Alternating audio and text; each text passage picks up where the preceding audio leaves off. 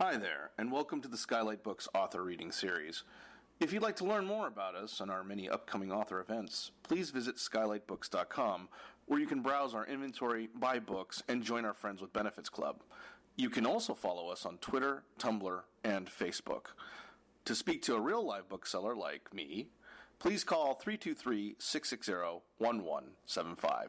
Thanks for your support, and enjoy. So tonight, we're going to have a reading from Claudia, a discussion with Josie, a Q&A, and then I'll set up a signing table. If you would like your book signed, I recommend please purchasing it before the signing begins. And last thing, if everyone could please silence your cell phones. We don't want to interrupt the conversation tonight.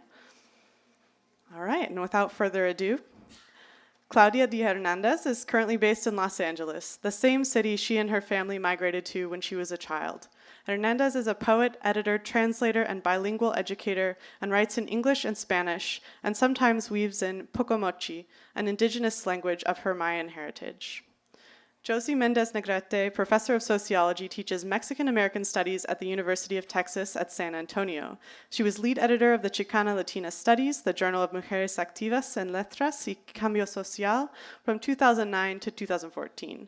She is the author of Las Hijas de Juan, Daughters Betrayed, and A Life on Hold, Living with Schizophrenia. Her most recent project is a social history of activist leaders in San Jose, California. If you could all please put your hands together and give a warm skylight welcome to Claudia and Josie.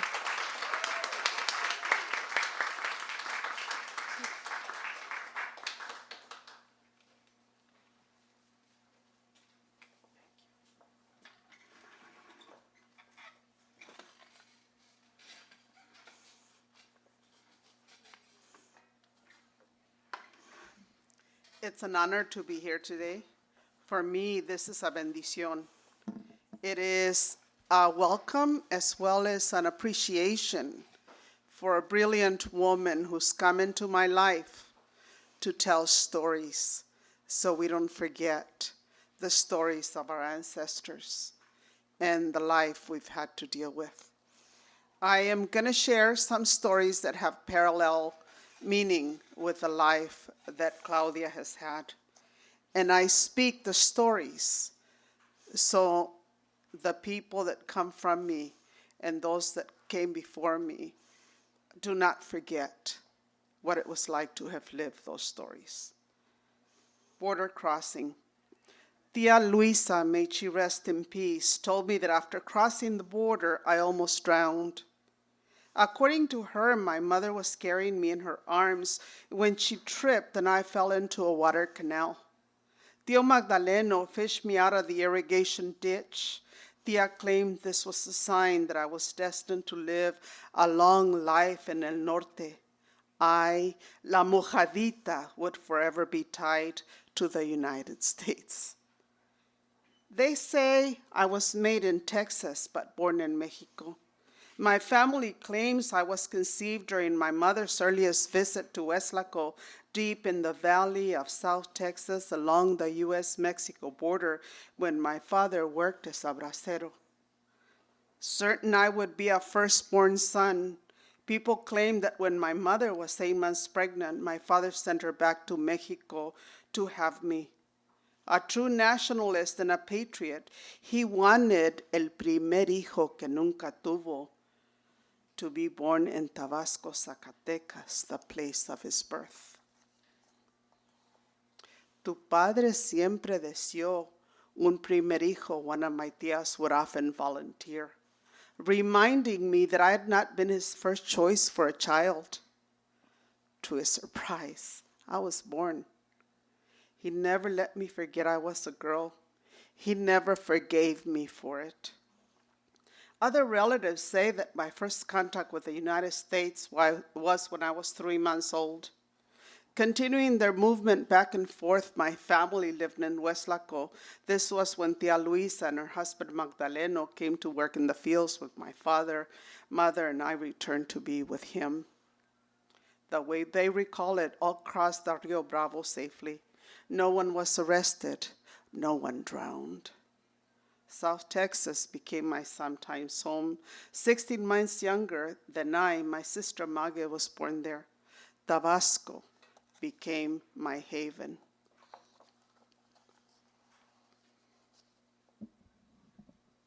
Living in los Unities, sin papeles.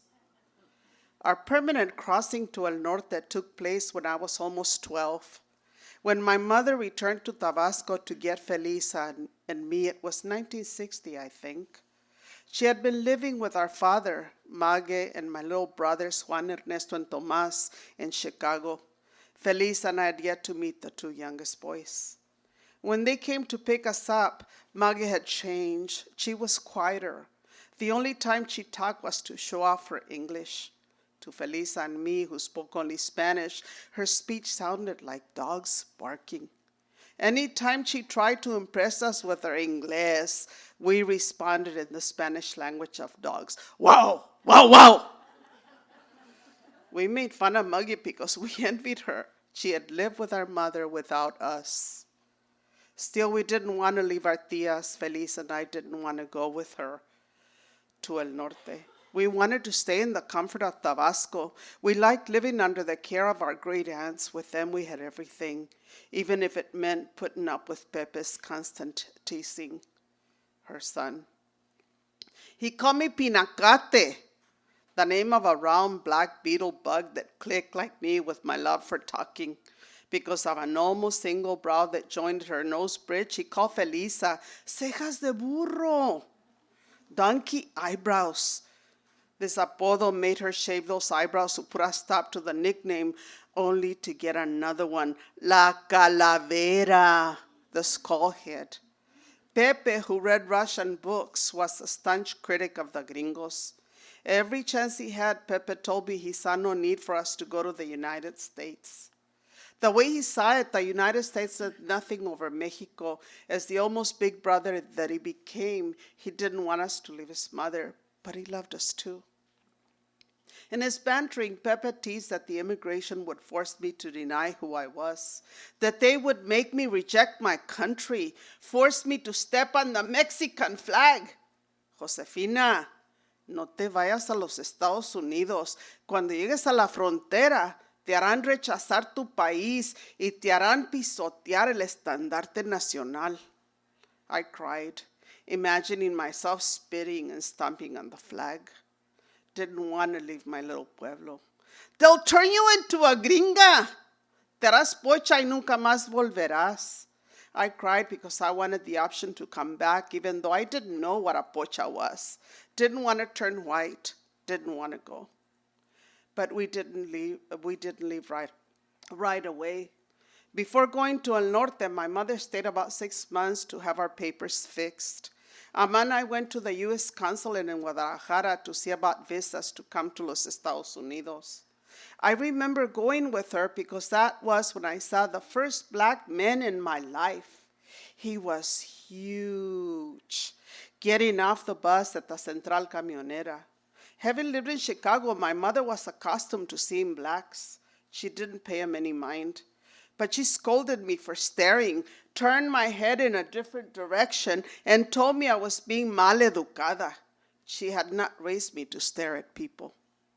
At the INS, the gringo said to my mother, "You necesitar 1,500 por muchacha."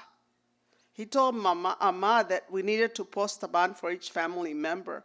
Couldn't even imagine what 1,500 was like, much less that for Felisa and I, she had to come up with $3,000. And we had lived on $1,250 a month. So they decided to bring us, sin documentos, illegally. Later, Felisa and I realized that this would be another excuse to take advantage. Still, we had no clue. Soon, we were packing our belongings and saying our goodbyes. We visited friends, teachers, and relatives. When we finished visiting all of them, we stayed inside the house, hardly wanting to go out as the time to depart drew nearer.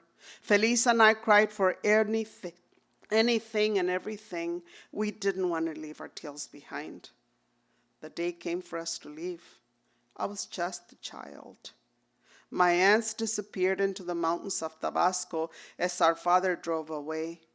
with eyes clouded by tears and the distance. I was left with only that memory to cherish. I wonder if I'd ever see them again. Leaving Tabasco was like a funeral when no one dies. My sister and I had no choice. We had to go to the United States with our parents. The trip north took about 3 days and nights. We slept in the car buying food as we drove. On our way, we crossed several Mexican states. My father drove through Zacatecas. For the first time, we were able to see a land carpeted by cacti.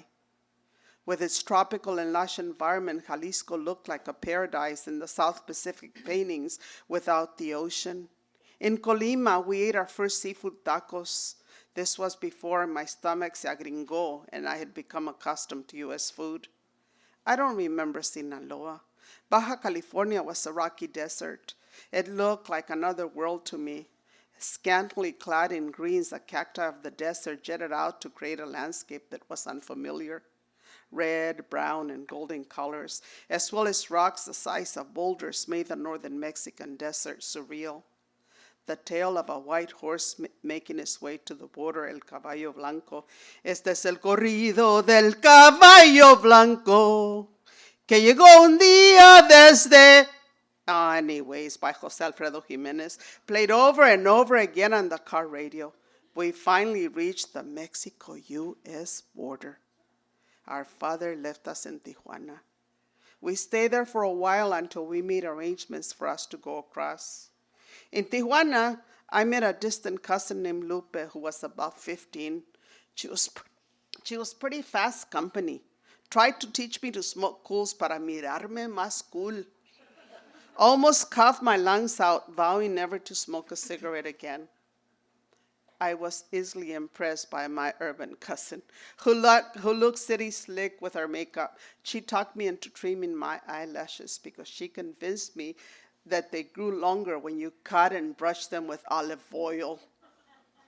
I'll never forget Lupe. I still have a bald spot on this eye, which is a reminder of her.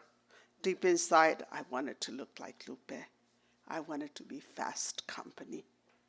She was so beautiful. I was so rancho next to her. When my father finally came to pick us up, we crossed the U.S. border in his two-tone red and white Ford sedan. We didn't have to show any papers. No one made me dance on the Mexican flag, and I was asleep until we reached Los Angeles. I'm going to read you a tiny piece from my next book that came out, and because I told Mijo I was going to read it to you, so I feel like if I don't read it. I had 3 of mine to read, but you're going to have to buy the book if you're interested. The next book is A Life on Hold. If you're interested, they'll order them for you because apparently there was vendor issues. Where am I? Can you tell I haven't read it much? Oh, here it is. If, in case you're wondering, it says living with schizophrenia. My firstborn and oldest son is schizophrenic, undifferentiated type, and he's lived with a disease about, oh my God, since he was about 29 years. And he's gone from 25 psychotropic medications to 2. And he's living an amazing life, but this wasn't so good for him in 2009. Life is hell. No one believes me. No one cares.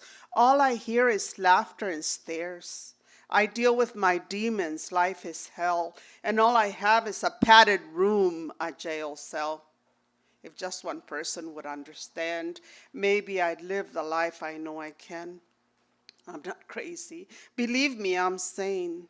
I'm mentally ill and in a lot of pain. Forgive me, world, for having morals, hopes, and dreams. I'm living life wanting to scream. All I believe in is lost and shot. Oh, well, I don't want to live. I'm already in hell. Claudita, te adoro.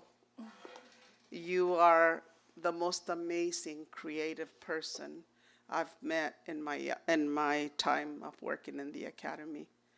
And I see 10 books more coming our way from you. So don't disappoint me. On that note, I'd like to announce that a book we cooperated on her edited book that came out last year, called Women, Mujeres y Shock, Revolutionary Visions, has received an International Book Award. So talk about premios. Thank you, Claudita. Thank you, Come Josie. on, you need this, I'll switch with you.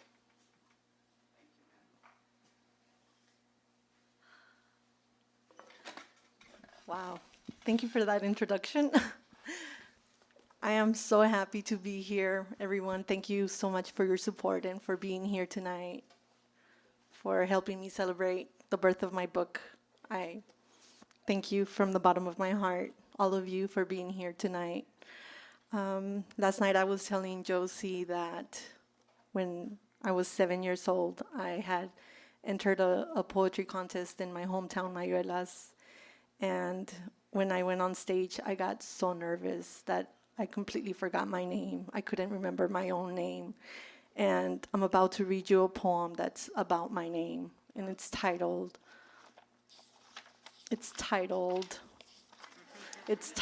Facts on... We don't memorize our books. We don't, especially when we're in front of so many people. Facts on how to be born, life.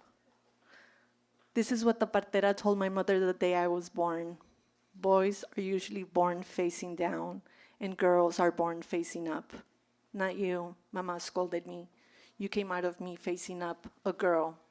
But midway out, you spun your body around like the head of a barn owl, ghostly pale. There were times you acted like a girl, other times like a varón, like a tomboy, I assured her.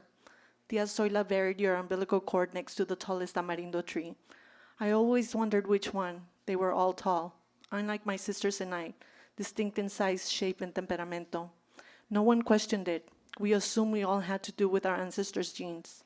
2 months later, after my birth, Mama registered me under Claudia Denise Hernández Ramos at the Civil Registry of Guatemala. The secretary typed Penise instead of Denise. I grew up pretending I was never given a middle name. At the age of 19, I returned to Guatemala alone to change the P to a D. I never questioned why Mama never did. On that trip, I discovered my last name should have been Josie instead of Hernandez. Oh, Mother, I love you dearly. That's all I was able to say to her over the phone.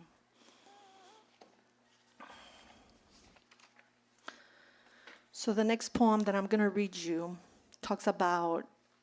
mentions Efraín Ríos Montt, who was a dictator in the 1980s, and he died in 2018 at the age of 91.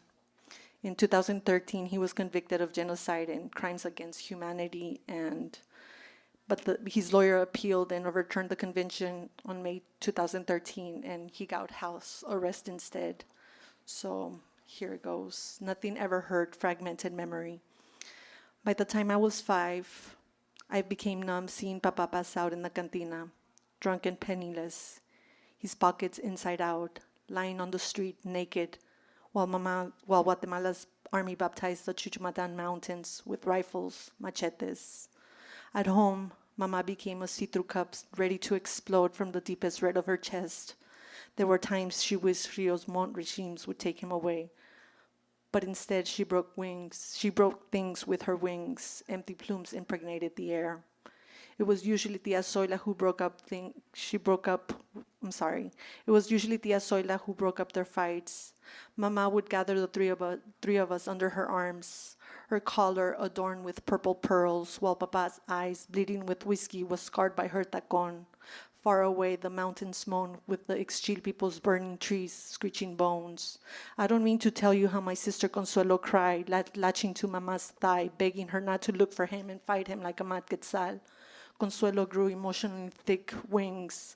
I don't mean to tell you how my sister, at the age of 9, became my second mother. Soon she developed a special gaze, one when one eye can see right through you, while the other one lingers for imaginary horizons to perch on. What I do mean to tell you is how I felt ecstatic, running from house to house, seeking shelter, hiding from Papa's fluttering wrath. I distracted myself playing by the river bank, creating dolls of mud and clay, blood-stained from the mouth of Rio Negro, Rio Ardiente. I pretended to be God.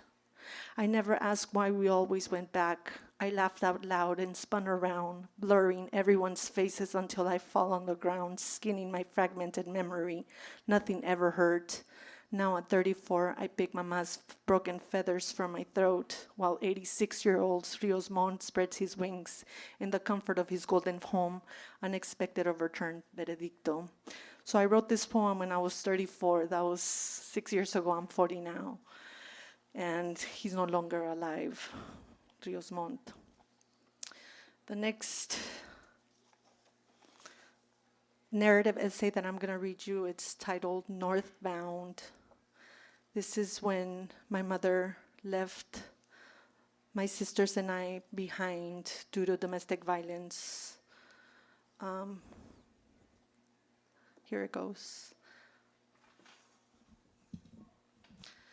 Mama didn't have the courage to wake me up at 5 a.m. the day she left illegally to the United States. Tia Zoila saw her sitting in the dark, caressing my face and whispering in my ear how much she loved me. Even though I was asleep, trapped in a dream, I remember hearing her distant voice. I adore you, my son Popito. Why didn't I force my eyes open? When I woke up, Mama was gone. Why didn't you wake me up, Tia Zoila? I cried. Claudita, your mother told me not to. She thought it would be best. She was afraid that if you saw her leave, she wouldn't find the strength to look you in the eye and still go. I couldn't believe Mama was gone, just like that.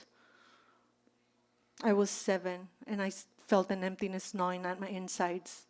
The house didn't look the same. It was missing her lavender smell. Both my older sisters were still crying, even though they got to say goodbye to her. At least they got to walk her to the bus station and hug her one last time. Why didn't they wake me up? I could have smelled her face again. She'll be back for us, Claudita, Consuelo said, crying, trying to comfort me, but she couldn't even hold her tears back. Consuelo was only 9 years old, but sometimes she acted like she was older than Cindy. Cindy was 15 when Mama left Pal Norte. I didn't get to see much of Cindy's face after she came back from the bus station. She hid on the corner bed in the room we all shared and skipped her meals. I hope she doesn't get sick, Tia Zoila said, looking at Consuelo and me. She'll get hungry eventually, Consuelo responded. I was already hungry. My hunger grew more every day after Mama left. Tia Zoila's eyes were red and swollen. She didn't cry in front of us. She loved Mama like a daughter. Tia Zoila had taken care of Mama since she was 6 years old. Mama had asked Tia Zoila to care for us while she was gone. I heard her pleading the night before. Please, don't leave my girls alone, ever. I beg you, Tia Zoila. She also asked Mama Toya, her mother, to help out whenever possible. They knew Mama would never leave her daughters behind unless it was a life-threatening emergency, like I once heard Tia Zoila say. I knew what the words life, threat, and emergency meant, but I had no idea about the whole phrase. Mama promised Tia Zoila that she'd send money home every month as soon as she settled down and found a job. Later that day, once the family and neighbors heard the news that Mama had left for the U.S., about 15 people ranging from 5-year-olds to 80-year-olds gathered at Tia Zoila's house demanding more details about Mama's trip, as if it was any of their business. The whole trip had been a secret. No one knew about it except Tia Zoila and Mama Toya. Cindy didn't even bother to come out of the bedroom to greet everyone when they arrived. She stayed in the dark and Consuelo kept her company. I was on the patio in the middle of all conversations. They sat around asking questions and saying things that didn't make sense to me at all. They always quieted down whenever Consuelo showed her face in the corridor. As soon as she would go back inside the room, they continued with the chisme, gossiping about Papa like there was nothing better to talk about. I listened quietly, pretending I didn't understand. There were some things I did understand, but I continued to play with my sticks and rocks, a naive look on my face. This was the only way I could find out more about the drama between Mama and Papa. Sure, I had seen the physical pain they inflicted on each other, but I wanted to understand why. What happened between them, between us? Why did we fall apart? Who knows how he's going to react when he hears the news about Victoria, said one. Papa was in the capital working or getting drunk. She had to get away from Raul, said another. He was not a good husband, said a random man. But Raul loves his daughter, said a neighbor. Last time he drank, he threatened to kill her, said cousin Celia. Everyone was talking at the same time. I didn't know who was saying what or why, but all the chisme made me sick. I didn't know what to feel anymore. I didn't feel like crying. I felt a pain in my chest, like some invisible hands were wringing my insides. Papa wants to kill Mama. Is that why she left to El Norte? I wanted things back to normal. I wanted Mama there with me. I didn't want to go to bed without Mama caressing my face. The day was quickly vanishing. How far away was this infamous Norte everyone was talking about? I couldn't wait to be there with Mama. She'd promised to come back for the three of us and take us there to the promised land.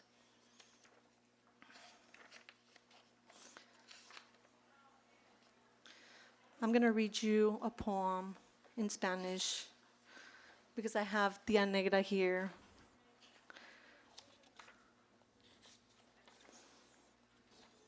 And I wrote this poem in Spanish first. Tejiendo la niebla. And this is the title of my book, Kneading the Fog. Tejiendo la niebla. Descalzo uno emigra a tierras extrañas. Hay quienes no olvidan. Hay quienes ensartan su patria en el alma. La tierra no tiene fronteras, murmuran los pies reventados. Las huellas que implantan transmiten nostalgia. Hay tierras calientes que a veces se enfrían. Hay campos dorados que tejen la niebla. Hay volcanes que arrojan sus piedras de pomo y uno aquí escupiendo cenizas en la lejanía. La tierra no tiene fronteras, suspira la arboleda. El árbol exiliado no logra evitar que su fruto florezca. El viento que arrastra la almendra y la hace que engendre en tierras ajenas. Kneading the fog. Barefoot one immigrates to foreign lands. There are those who do not forget, those who interweave their motherland into their soul. The soil knows no border, murmur their splintered feet. Their footprints, deep-rooted, radiate with nostalgia. There are warm soils that at times become frozen, golden fields that blurred with fog. There are volcanoes that expel rock of pumice, and I'm over here spitting ash from afar. The soil knows no border, moans the green forest. The exiled tree cannot prevent its seed from flourishing. It is the wind who drags it to foreign lands where it inevitably propagates. And the last poem that I'm going to read you,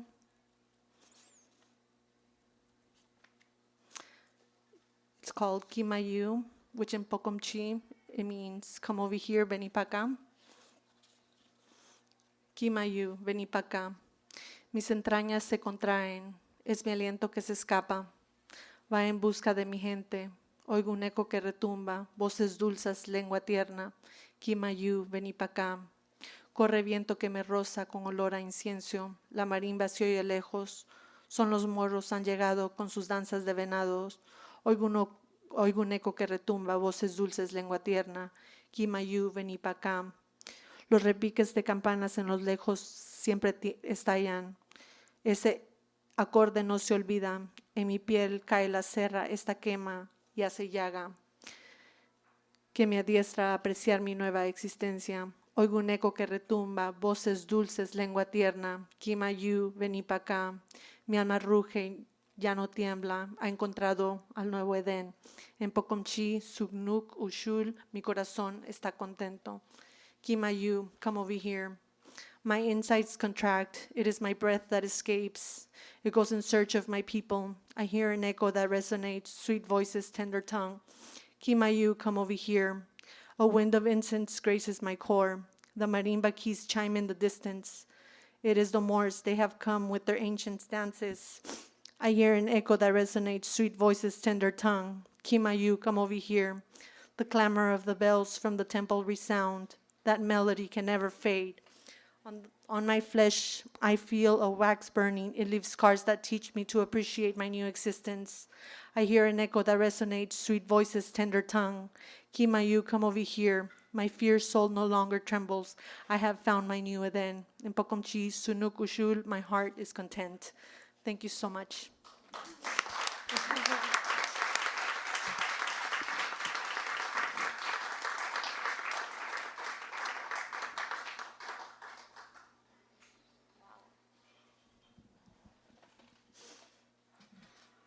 Are you facilitating or are we doing it ourselves? I think. Q&A or we Or could have a are we conversation? having a conversation? What Okay. what time is it? A conversation is, I'm going to ask Claudita something, and she's going to ask me something, kind of dialogue. What time is it? We have plenty of time. Josie, last night we were talking about Uh-huh. abandonment issues. Yes, ma'am. We both have experienced those, haven't we? Yes, we have. And we were talking about how the separation from our mother was 3 years. 3 years for her and 3 years for me. That's how long it took for our mother to return and come and retrieve us.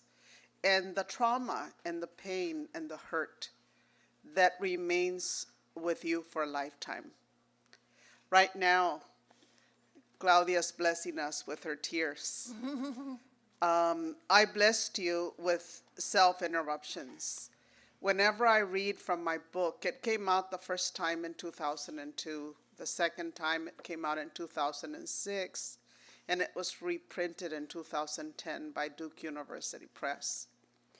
Every time I read, I go back into the pain.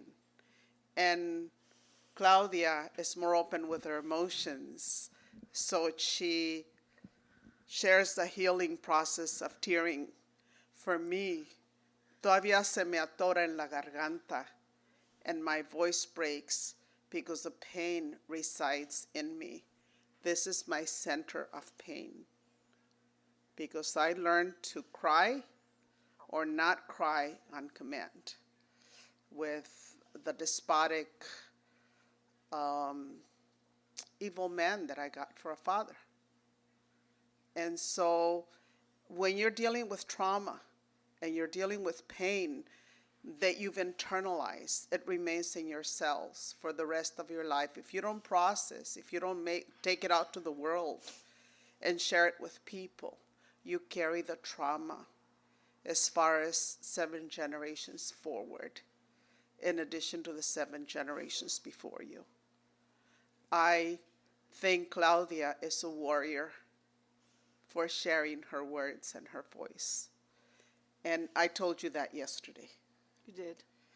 And thank you for blessing us with your words, with your voice, and for sharing your healing with me.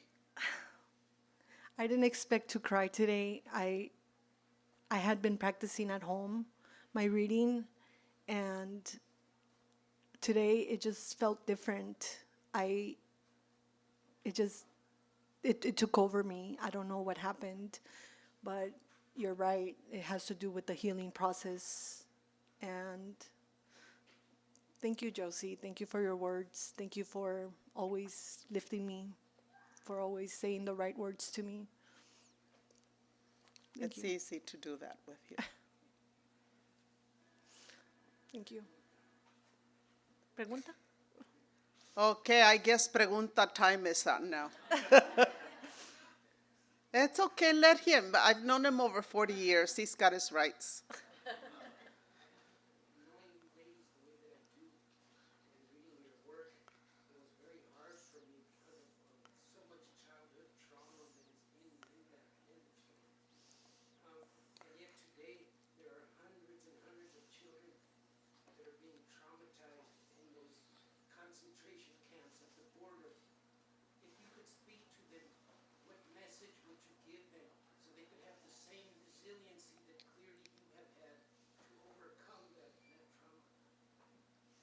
You first. What message I would give those kids?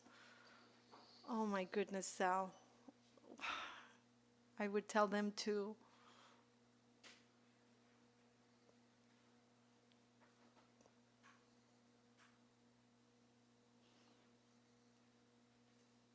oh my God, Sal. It breaks my heart what's happening in the border right now. And what those children are going through, it's inhumane. And nothing you could tell them, it's gonna soothe them. this is going to traumatize them for life. What they're doing to them,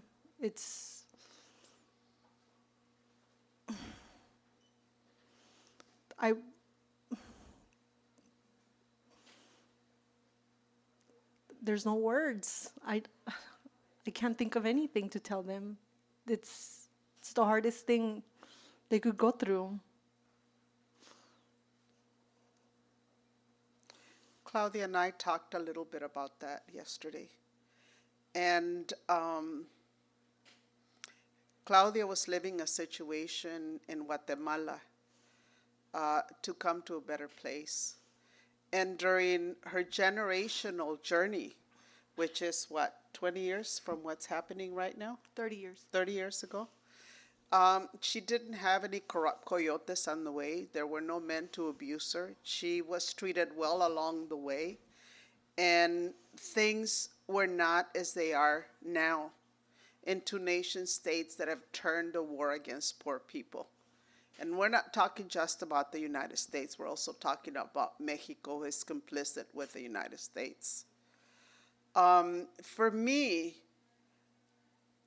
I was coming home to a place that wasn't home, and the monster was in my car and in my house. It doesn't have to be strangers. In your own family, traumatization happens in a daily way. 3 out of 5 girl children are sexualized, sexually abused by members of the immediate family. If you want to see the stats, they're readily available to you.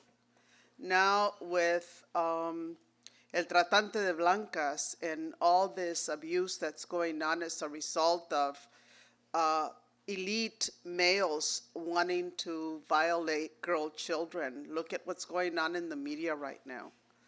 I don't think I could have ever imagined to warn members of my family or people in my community about the horror I was coming to.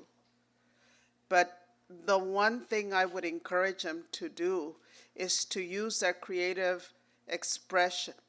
But you see the pain? Their creative expression and voice to deal with the daily trauma that they're experiencing. There's a lot of art. There's a lot of play therapy. There are people coming to see them. There are people taking gifts. There are people bringing in clothes. There's so many people in the community from both nations coming to help the children. I would tell el pendejo, excuse me, el presidente doesn't hear, he doesn't listen, he doesn't have respect for people that don't look like him and have the resources he has. But I would tell human beings like yourselves to do whatever you can and to send messages, even if it's a note to one child, to let them know that they're not alone. I think that what saved me to be able to tell my story was that somebody believed my story and told me that I was not alone, and in her own words told me that she knew what it was like to walk my steps. That turned my world. And that's when I decided that I would speak truth to power and write about the pain and trauma that girl children experience so I can educate people about it. Okay. So whatever you can do, sell on your end is what's going to help. When we're in the middle of the trauma, it's hard to hear other people, especially people who have a home, who have shelter, who have food, who have documents, and aren't fearing returning to a place that has betrayed them and oppressed them. Last year, you know Marcos, right? Yeah, last year I went with a group of friends to Tijuana to visit some shelters and to visit the asylum seekers, to see what they needed. And the only thing that I was able to do was read to some children. That was my gift to them, to sit down and just read to them. That was one of the things that I was able to do. at that time, at that moment. Just sit down with them and give them some literature and just read to them. That's what I did. That was the only thing that I was able to give them at the moment. You can't ask another question, Sal. Somebody else has to ask. You have a question, Nakor? No? Or you just saying hi? Dígame, señora.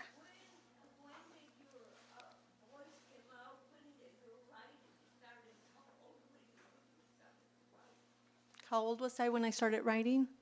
I think my voice started, it emerged when I was, where's Dr. Sarmiento? There you are, Dr. Sarmiento. My writing started when I was in your class. That's when I started writing. When I had my daughter, that's when I started writing. In your class, when we started writing books. And it continues today. Thanks to you. Thank you. Thank you for giving me that gift. Other questions? Do you write in Spanish or in English, or does it depend? I write in both languages. I do.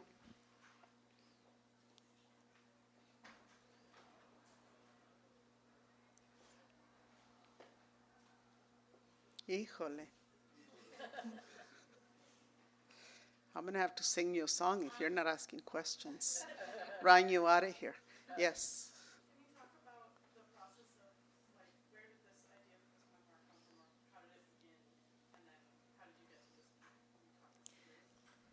point? The memoir, I started writing the first story, the first narrative essay that I wrote it in 2005 in one of my English courses, and I put it away. And then I, like every year I would write one or two, and I never thought about putting it together for a manuscript, not until I did my MFA. I started putting together all my writing together with my poetry, and I submitted everything together for my MFA, for my writing. That's what I turn in for my 100-page. Right, Lorinda? That's what we had to turn in, right? The thesis, yeah. That's what we submitted. That's what I submitted. And then months later, I remember submitting that to the Feminist Press, and it won an award, and they published it as The a book. Louise Merriweather Award, which is very prestigious for first author. Thank you.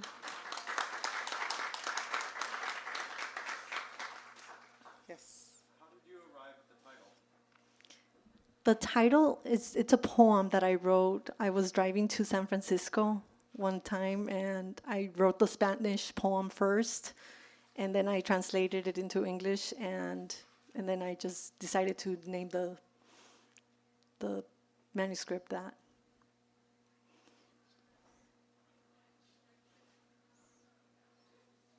Yes.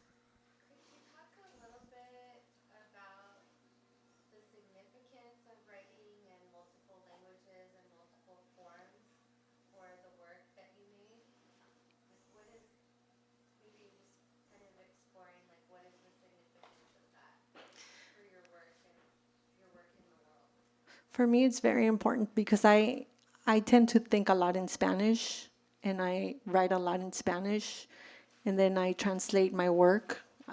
Before, when I started doing that, I had somebody else translate my work, but then I decided to start translating my own work. It's so important to me having that ability to do both and to express myself in both languages. It's very important. I can't express how beautiful it is to express yourself in both languages. Like it's like a song, you know what I mean? Like what can you say, Josie? What can you help me with this? What, for me, the ability to have intersectionality in the work that you do allows you different creative expressions to come out.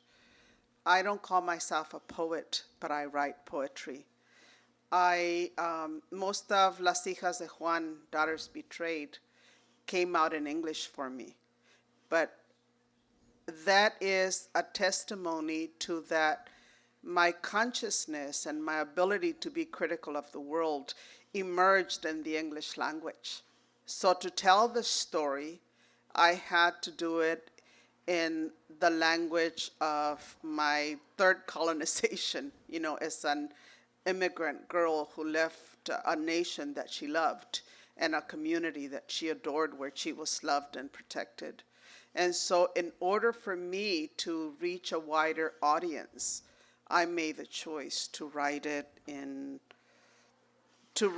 English and to very clearly exclude the active I subject in the words because I had no power when I was living this life. And while some people understand that that's a strategy to write in different ways, especially people who do literary criticism, some people who educate children, LA County Unified adopted it when it first came out as a reading piece.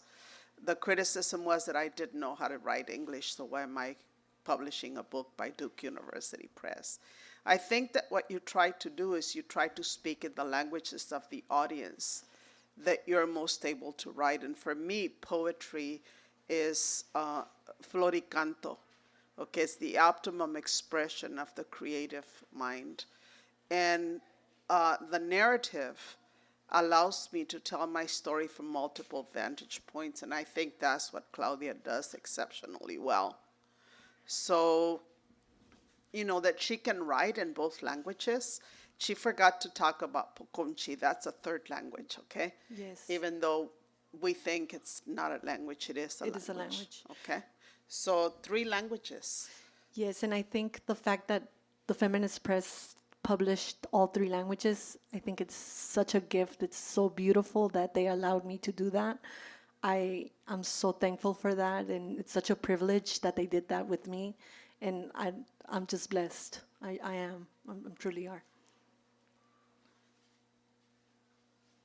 Is there one language that pulls at your heart? Es español. Español. Yes.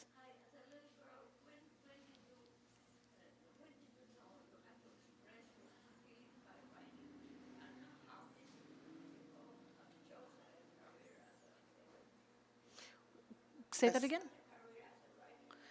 When, let me see, in my late 20s. That's when I started. Yes. In my late 20s. When you write as a child, you see that as a language of expression where nobody else will hear you, nobody else will listen to you, and nobody else understands. It allows you to historicize and put in black and white the experience that you're living. I began writing when I was about 8 years old. But with that, I also began singing. I began painting. And so for me, the creative arts were my survival. So whenever I could rely on them, and the reason I'm bringing it up is not just because of me, because Claudia has been doing the same thing all along. She's a ceramicist, she's a photographer, she's a painter, she's a storyteller, she's a poet, and she relies on all of those gifts to tell us her story. The cover of the book is her photograph. Okay, so again, from creativity, there was a turnaround to healing and sharing the word with other people, not to harm anybody and not to expose anybody or not to shame anybody, but to show people there are different ways of healing. And I'm going to tell you, I have been cast aside from some family members because I told our story, because they're embarrassed. They did not see this as a process of speaking truth to powers for liberation or for healing. So For us, it's healing. And it tells the story so other people can see themselves in us. It's not to undermine anybody or to belittle anybody or minimize the value of another person. And Claudia writes from her point of departure, just like me. I 2 weeks ago, I went to visit a tío who lives in Pico Rivera. He's on the Méndez side of the house. That's my paternal line. And he started telling me a story about Maria la Culebra, who was the prostitute of the town I grew up in. And then he was telling me that he had alcahueteado my father. Anybody know what the term alcahuete? When somebody gives you a esquina, gives you an inroad into a thing. Well, my father, when he was courting the prostitute of the town, I was a little girl in parochial school. And I confronted this woman and told her to stop effing around because she was harming my mother. Okay? And, why am I telling you that? Because my tíos never read my book. And he was telling that story. And so I said, look, Mayo, his name is Ismael, Jose Maria Ismael. I said, look, Mayo, you're being a misogynist, you're being a sexist, you're being a pig. You are my uncle, but if you don't see that you were harming my mother with you helping my father to seek the services of a prostitute when he's coming all the way from Chicago to visit my mother and the family, you didn't do us any help. I wrote the story because I lived it, but I didn't know his side of the story. Okay, you know why they called her La Culebra? Because she walked and slithered like a snake. She'd pass by and they'd go, sss. Sss. That was the calls by the dudes seeking her services. Now, am I insulting my tío? Am I insulting Juan Jose Méndez Rodriguez, who was my father? He's dead now. No. I'm telling from a little girl's perspective what it was to dishonor and devalue women in our town. That's all I wanted to say. Not expose or put anybody down. I don't know if that relates, but trying to make some hooks here.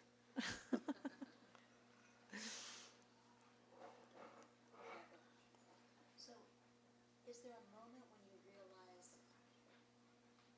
that you're no longer socially complicit, that you suddenly become aware that you're reaching across a boundary of society and norms and the family and the town you live, and you're actually reaching across a barrier for someone like yourself who has suffered similarly? Does that moment occur to you? Or do you always feel alone as you write your way out of this story? Or how is that experience of, because there's a political moment. That's what drives me to write. Yeah. There's a political moment, whether we think of it in a certain way, our family or our town, or any. Do you remember that political moment where you thought, oh, this is dangerous, but I've got to do this? The first moment, maybe as you're a child, when you just realize, I do that, but I have to do this. When you expose certain scenes in the book, there's certain passages in my book that I do that. But I have to do it. There's no way out. There's no other way I could do it. Covering is not an option.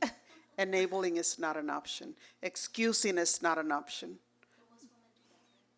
That's the complicit of a culture of violence in which we live. We protect patriarchy. We practice sexism. We're the best at holding it down, unless we clearly understand how it is that we're participating in it. So that's my question. Do you have to reach? Because it's a very brave thing to do. Women support their husbands. Women vote against themselves in this country. They vote with their husbands thinking, is there a moment where you reach across and you just feel, I can't. I have to be brave.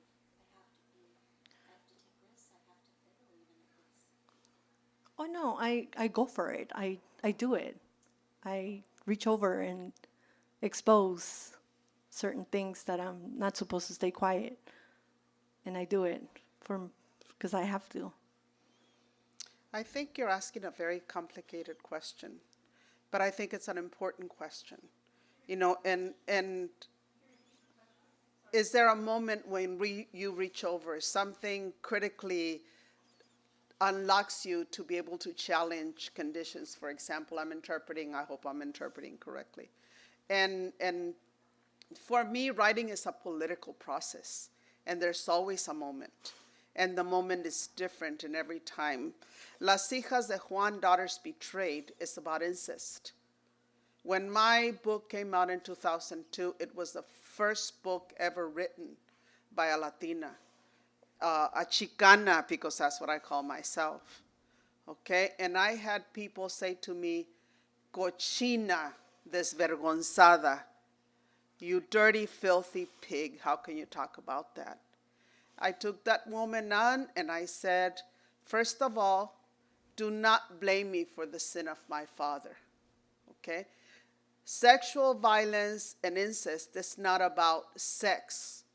The penis is the weapon of power to control you and oppress you. And that's why I wrote it. And obviously, you need to think about yourself and when you might have experienced something similar to me. It takes speaking truth against the academy. As a professor who became a full professor and is now emerita in the university system, which is the highest you can do, is that you don't write about incest, okay? Because it's not a sexy topic. That's what I was told. You don't write about mental illness, especially if it implicates your family dynamics, because people don't think that you can write about the illness inside your home and understand it. I understand the clinical literature, the research literature, and the everyday experience of mental illness as a result of writing the book. Well, now my third book is the social history, talking about activist leaders.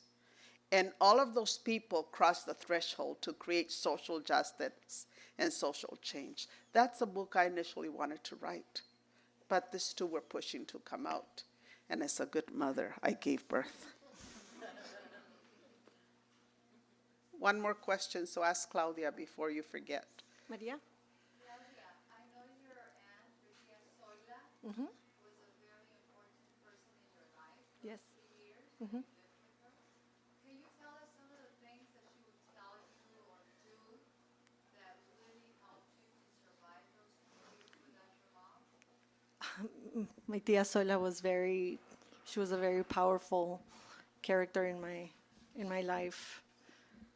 She was a very strong character. Some of the things that she would do, the way she would carry herself, she would she would sell lottery tickets on the street. She didn't have teeth, but she would just smile regardless. This lady was amazing. She was so strong. She would wash clothes for people. What else would she do? The way she would carry herself, nothing would ever bother her. She would never get upset about anything. Tia Soila was always happy. She was a happy lady. Just a very positive role model. Overall, beautiful. We were told one more question, so thank you very much. Claudia, thank you for writing your book.